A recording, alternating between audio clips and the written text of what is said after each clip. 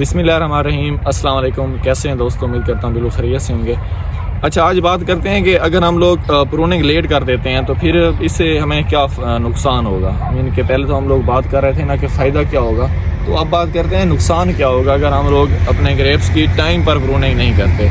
तो पहला जो नुकसान है, अगर आप लोग टाइम पर प्रूनिंग नहीं करेंगे तो जो पौधा है हमारा वो सारी की सारी एनर्जी अपनी तमाम शाखों को दे चुका होगा।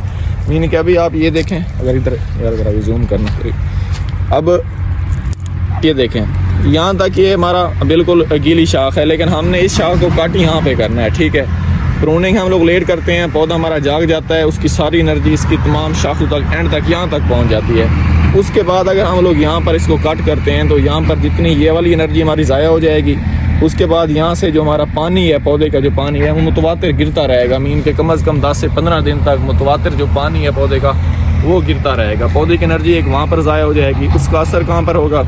उसका असर हमारे फल के ऊपर होगा। जो हमारे पौधे के ऊपर फल बनेगा, पोलिनेशन होगी, उसके बाद जो फल बनेगा उसके ऊपर इसका असर होगा। तो पौधा जो है वो अपनी मोस्टली जितनी भी एनर्जी होगी, क्योंकि अभी तक हमारे पौधे ने अपनी एनर्जी जो है ना वो ऐसा समझ लें कि स्टोर की हुई है, वो एनर्जी जितनी भी होगी वो पौधे की जो एनर्जी है वो तकरीबन सारी की सारी ज़ाया हो जाएगी।